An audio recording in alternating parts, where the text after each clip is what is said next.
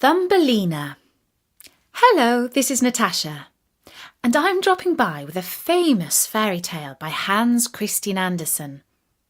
As you may know, Hans Christian Andersen was born in Denmark, and he wrote many of the best and most famous fairy tales, such as The Snow Queen, The Little Mermaid, The Ugly Duckling, and The Steadfast Tin Soldier. His characters are often very small and brave, even when they are all alone in a big, wide world. This story is very much like that. It's about a tiny girl whose name was Thumbelina. There was once a woman who wanted to have quite a tiny little child, but she did not know where to get one from. So one day she went to an old witch and said to her, "I should so very much like to have a tiny little child. Can you tell me where I can get one?" "Oh, we have just one ready," said the witch. "Here is a barley corn for you. But it's not the kind the farmer sows in his field, or feeds the cocks and hens with, I can tell you. Put it in a flower pot, and then you will see something happen." "Oh, thank you," said the woman, and gave the witch a shilling, for that was what it cost. Then she went home and planted the barley corn.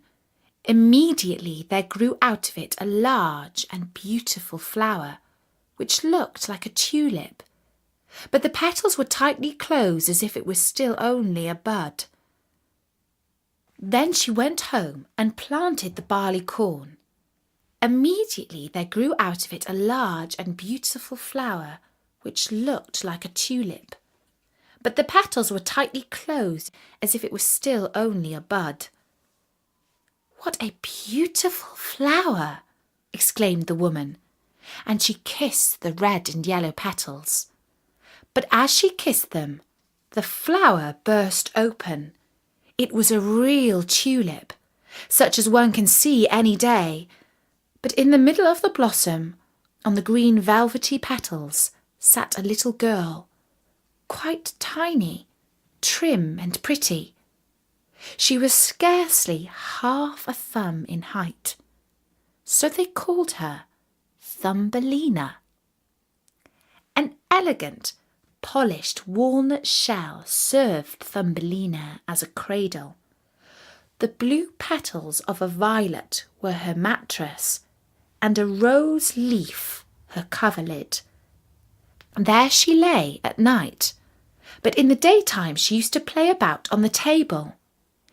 Here the woman had put a bowl surrounded by a ring of flowers with their stalks in the water, in the middle of which floated a great tulip petal, and on this Thumbelina sat and sailed from one side of the bowl to the other, rowing herself with 2 white horse hairs for oars.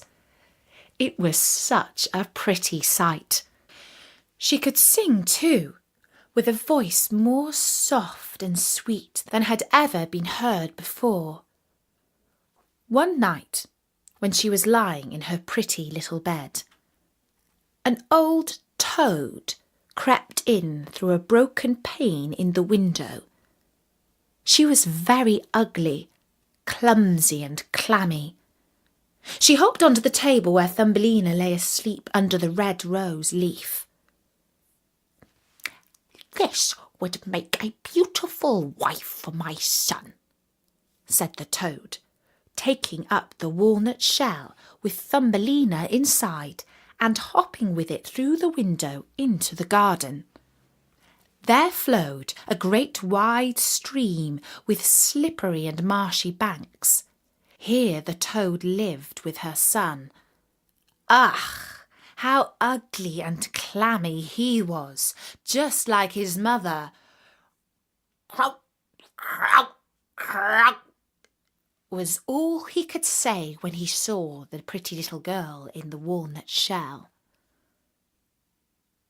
"Don't talk so loud, or you'll wake her," said the old toad. "She might escape us even now. She is as light as a feather. We will put her at once on a broad water lily leaf in the stream. That will be quite an island for her. She is so small and light.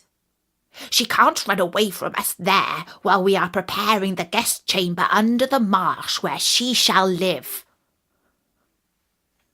Outside in the brook grew many water lilies with broad green leaves, which looked as if they were swimming about on the water. The leaf farthest away was the largest, and to this the old toad swam with Thumbelina in her walnut shell. The tiny Thumbelina woke up very early in the morning, and when she saw where she was, she began to cry bitterly. For on every side of the great green leaf was water, and she could not get to the land. The old toad was down under the marsh, decorating her room with rushes and yellow marigold leaves to make it very grand for her new daughter-in-law. Then she swam out with her ugly son to the leaf where Thumbelina lay. She wanted to fetch the pretty cradle to put it into her room before Thumbelina herself came there. The old toad bowed low in the water before her and said, "Here is my son. You shall marry him and live in great magnificence down under the marsh." "Croak, croak, croak," was all that the son could say. Then they took the neat little cradle and swam away with it. But Thumbelina sat all alone on the great green leaf and wept, for she did not want to live with the clammy toad or marry her ugly son. The little fishes swimming about under the water had seen the toad quite plainly and had heard what she had said. So they put up their heads to see the little girl. When they saw her, they thought her so pretty that they were very sorry she should go down with the ugly toad to live. No, that must not happen. They assembled in the water around the green stalk which supported the leaf on which she was sitting, and nibbled the stem in two. Away floated the leaf down the stream, bearing Thumbelina far beyond the reach of the toad. On she sailed past several towns, and the little birds sitting in the bushes saw her and sang, "What a pretty little girl!" The leaf floated farther and farther away, and thus Thumbelina left her native land. A beautiful little white butterfly fluttered above her, and at last settled on the leaf. Thumbelina pleased him, and she too was delighted, for now the toads could not reach her, and it was so beautiful where she was travelling. The sun shone on the water and made it sparkle like the brightest silver. She took off her sash and tied one end round the butterfly. The other end she fastened to the leaf, so that now it glided along with her faster than ever. A colourful bird, a great chaffinch, came flying past. He caught sight of Thumbelina, and in a moment had put his arms round her slender waist, and had flown off with her to a tree. The green leaf floated away down the stream, and the butterfly with it, for he was fastened to the leaf and could not get loose from it. Oh dear, how terrified poor little Thumbelina was when the chaffinch flew off with her to the tree, but she was especially distressed on the beautiful white butterfly's account, as she had tied him fast so that if he could not get away, he must starve to death. But the chaffinch did not trouble himself about that. He sat down with her on a large green leaf, gave her the honey out of the flowers to eat, and told her that she was very pretty, although she wasn't in the least like a chaffinch. Later on, all the other chaffinches who lived in the same tree came to pay calls. They examined Thumbelina closely and remarked, "Why, how very miserable! How ugly she is!" said all the lady chaffinches. And yet Thumbelina was really very pretty. The chaffinch who had stolen her knew this very well. But when he heard all the ladies saying she was ugly, he began to think so too, and would not keep her. She might go wherever she liked. So he flew down from the tree with her and put her on a daisy. There she sat and wept, because she was so ugly that the chaffinch would have nothing to do with her. And yet she was the most beautiful creature imaginable, so soft and delicate, like the loveliest rose leaf. The whole summer poor little Thumbelina lived alone in the great wood. She plaited a bed for herself of blades of grass, and hung it up under a clover leaf, so that she was protected from the rain. She gathered honey from the flowers for food, and drank the dew on the leaves every morning. Thus the summer and autumn passed, but then came winter, the long, cold winter.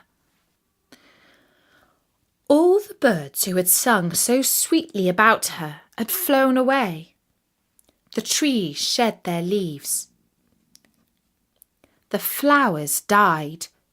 The great clover leaf under which she had lived curled up, and nothing remained of it but the withered stalk.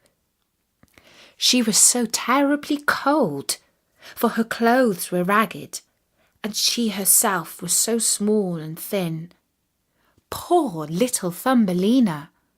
She would surely be frozen to death.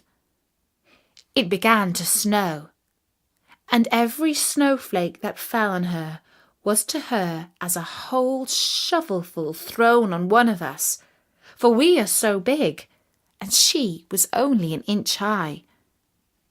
She wrapped herself round in a dead leaf, but it was torn in the middle and gave her no warmth. She was trembling with cold. Just outside the wood, where she was now living, lay a great cornfield. But the corn had been gone a long time. Only the dry, bare stubble was left standing in the frozen ground. This made a forest for her to wander about in. All at once she came across the door of a field mouse, who had a little hole under a cornstalk. There the mouse lived warm and snug, with a storeroom full of corn, a splendid kitchen and dining room. Poor little Thumbelina went up to the door and begged for a little piece of barley, for she had not had anything to eat for the last 2 days. "Poor little creature," said the field mouse, for she was a kind-hearted old thing at the bottom. "Come into my warm room and have some dinner with me." As Thumbelina pleased her, she said, "As far as I'm concerned, you may spend the winter with me, but you must keep my room clean and tidy, and tell me stories, for I very much like that." And Thumbelina did all that the kind old field mouse asked, remarkably well too. "Now I am expecting visitor," said the field mouse. "My neighbour comes to call on me once a week. He is in better circumstances than I am, has great big rooms, and wears a fine black velvet coat. If you could only marry him, you could be well provided for. But he is blind. You must tell him all the prettiest stories you know." But Thumbelina did not trouble her head about him, for he was only a mole. He came and paid them a visit in his black velvet coat. "He is so rich and so accomplished," the field mouse told her. "His house is 20 times larger than mine. He possesses great knowledge, but he cannot bear the sun and the beautiful flowers, and speaks slightingly of them, for he has never seen them." Thumbelina had to sing to him. So she sang, ladybird, fly away home," and other songs so prettily that the mole fell in love with her. But he did not say anything. He was a very cautious man. A short time before he had dug a long passage through the ground from his own house to that of his neighbour. In this he gave the field mouse and Thumbelina permission to walk as often as they liked, but he begged them not to be afraid of the dead bird that lay in the passage. It was a real bird with a beak and feathers, and must have died a little time ago, and now lay buried just where he had made his tunnel. The mole took a piece of rotten wood in his mouth, for that glowed like fire in the dark, and went in front, lighting them through the long dark passage. The mole put his broad nose against the ceiling and pushed a hole through, so that the daylight could shine down. In the middle of the path lay a dead swallow, his pretty wings pressed close to his side, his claws and head drawn under his feathers. The poor bird had evidently died of cold. Thumbelina was very sorry, for she was very fond of all little birds. They had sung and twittered so beautifully to her all through the summer. But the mole kicked him with his bandy legs and said, "Now he can't sing any more. It must be very miserable to be a little bird. I'm thankful that none of my little children are. Birds always starve in winter." "Yes, you speak like a sensible man," said the field mouse. "What has a bird, in spite of all his singing, in the winter time? He must starve and freeze, and that must be very unpleasant for him, I must say." Thumbelina did not say anything, but when the other two had passed on, she bent down to the bird, brushed aside the feathers from his head, and kissed his closed eyes gently.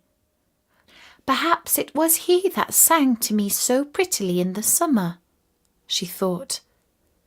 "How much pleasure he did give me, dear little bird." The mole closed up the hole again which let in the light, and then escorted the ladies home. But Thumbelina could not sleep that night, so she got out of bed and plaited a great big blanket of straw, and carried it off and spread it over the dead bird, and piled upon it thistledown, as soft as cotton wool, which she had found in the field mouse's room, so that the poor little thing should lie warmly buried. "Farewell, pretty little bird," she said. "Farewell, and thank you for your beautiful songs in the summer, when the trees were green and the sun shone warmly down on us." Then she lay her head against the bird's heart. But the bird was not dead. He had been frozen. But now that she had warmed him, He was coming to life again. In autumn, the swallows fly away to foreign lands, but there are some who are late in starting, and then they get so cold that they drop down as if dead, and the snow comes and covers them. Thumbelina trembled, she was so frightened, for the bird was very large in comparison with herself, only an inch high. But she took courage, piled up the down more closely over the poor swallow, fetched her own coverlid, and laid it over his head. The next night she crept out again to him. There he was alive, but very weak. He could only open his eyes for a moment and look at Thumbelina, who was standing in front of him with a piece of cotton wool in her hand, for she had no other lantern. "Thank you, pretty little child," said the swallow to her. "I am so beautifully warm. Soon I shall regain my strength, and then I shall be able to fly out again into the warm sunshine." "Oh," she said, "it is very cold outside. It is snowing and freezing. Stay in your warm bed. I will take care of you."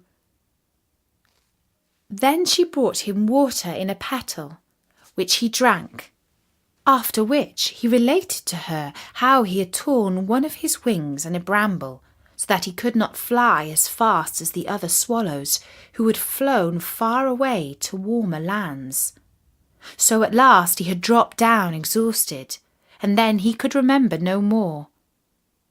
The whole winter he remained down there, and Thumbelina looked after him and nursed him tenderly. Neither the mole nor the field mouse learnt anything of this, for they could not bear the poor swallow. When the spring came, and the sun warmed the earth again, the swallow said farewell to Thumbelina, who opened up the hole in the roof for him which the mole had made. The sun shone brightly down upon her, and the swallow asked her if she would go with him. She could sit upon his back. Thumbelina wanted very much to fly far away into the green wood, but she knew that the old field mouse would be sad if she ran away. "No, I mustn't come," she said. "Farewell, dear good little girl," said the swallow, and flew off into the sunshine. Thumbelina gazed after him with the tears standing in her eyes, for she was so very fond of the swallow. "Tweet, tweet," sang the bird, and flew into the green wood. Thumbelina was very unhappy. She was not allowed to go out into the warm sunshine. The corn which had been sowed in the field over the field mouse's home grew up high into the air and made a thick forest for the poor little girl, who was only an inch high. "Now you are to be a bride, Thumbelina," said the field mouse, "for our neighbour has proposed to you. What a piece of fortune for a poor child like you! Now you must set to work at your linen for your dowry, for nothing must be lacking if you are to become the wife of our neighbour the mole." Thumbelina had to spin all day long, and every evening the mole visited her and told her that when the summer was over, the sun would not shine so hot.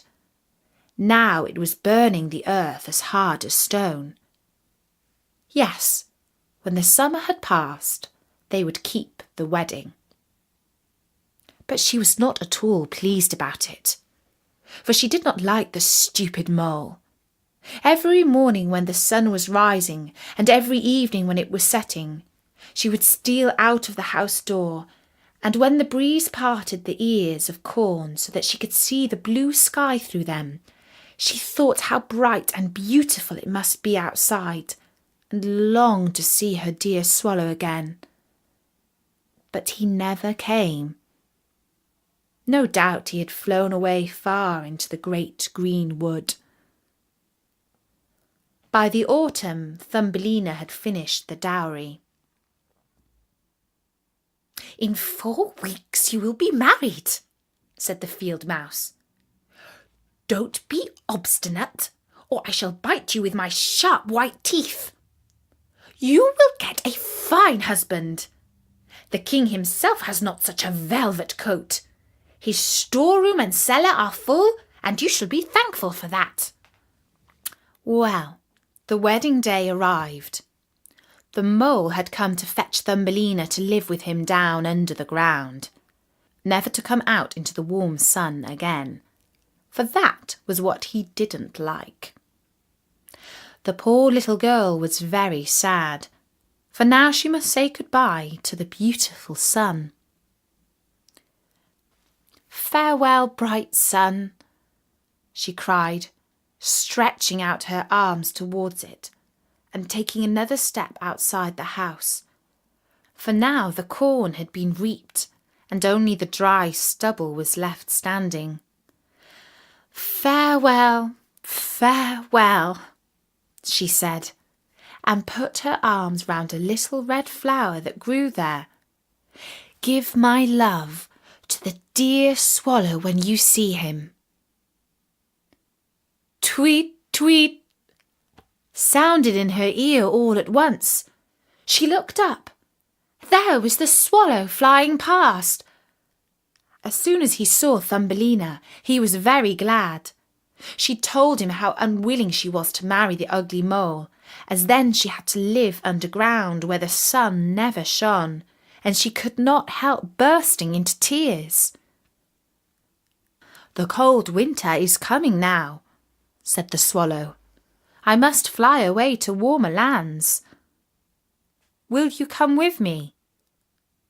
You can sit on my back, and we will fly far away from the ugly mole and his dark house, over the mountains to the warm countries where the sun shines more brightly than here, where it is always summer and there are always beautiful flowers. Do come with me, little Thumbelina, who saved my life when I lay frozen in the dark tunnel." "Yes, I will go with you," said Thumbelina, and got on the swallow's back with her feet on one of his outstretched wings. Up he flew into the air, over woods and seas, over the great mountains where the snow is always lying, and if she was cold, she crept under his warm feathers, only keeping her little head out to admire all the beautiful things in the world beneath. At last they came to warm lands. There the sun was brighter, the sky seemed twice as high, and in the hedges hung the finest green and purple grapes. In the woods grew oranges and lemons. The air was scented with myrtle and mint, and on the roads were pretty little children running about and playing with great gorgeous butterflies. But the swallow flew on farther, and it became more and more beautiful. Under the most splendid green trees, beside a blue lake, stood a glittering white marble castle. Vines hung about the high pillars. There were many swallows' nests, and in one of these lived the swallow who was carrying Thumbelina. "Here is my house," said he, "but it won't do for you to live with me. I am not tidy enough to please you. Find a home for yourself in one of the lovely flowers that grow down there. Now I will set you, and you can do what you like." "That will be splendid," said she, clapping her little hands. There lay a great white marble column which had fallen to the ground and broken into 3 pieces, but between these grew the most beautiful white flowers. The swallow flew down with Thumbelina and sat her upon one of the broad leaves, but there To her astonishment, she found a tiny little man sitting in the middle of the flower, as white and transparent as if he were made of glass. He had the prettiest golden crown on his head, and the most beautiful wings on his shoulders. He himself was no bigger than Thumbelina. He was the spirit of the flower. In each blossom there dwelt a tiny man or woman, but this one was the king of the others. "How handsome he is," whispered Thumbelina to the swallow. The little prince was very much frightened at the swallow, for in comparison with one so tiny as himself, he seemed a giant. But when he saw Thumbelina, he was delighted, for she was the most beautiful girl he had ever seen. So he took his golden crown from off his head and put it on hers, asking her name and if she would be his wife. And then she would be queen of all the flowers. Yes, he was a different kind of husband to the son of the toad and the mole with the black velvet coat. So she said yes to the noble prince. And out of each flower came a lady and gentleman, each so tiny and pretty that it was a pleasure to see them. Each brought Thumbelina a present, but the best of all was a beautiful pair of wings which were fastened on her back, and now she too could fly from flower to flower. They all wished her joy, and the swallow sat above in his nest and sang the wedding march. And that he did as well as he could. But he was sad, because he was very fond of Thumbelina, and did not want to be separated from her. "You shall not be called Thumbelina," said the spirit of the flower to her. "That is an ugly name, and you are much too pretty for that. We will call you May Blossom." "Farewell," said the little swallow with a heavy heart, and flew away to farther lands, far, far, far away, right back to Denmark. There he had a little nest above a window where his wife lived, who can tell fairy stories. "Tweet, tweet," he sang to her. And that is the way we learnt the whole story. And that was Thumbelina by Hans Christian Andersen. And the English translation is from the Yellow Fairy Book by Andrew Lang. And don't forget there are loads more stories at storynori.com, including other famous stories by Hans Christian Andersen and the Brothers Grimm, as well as our own original stories. For now, from me, Natasha, bye-bye!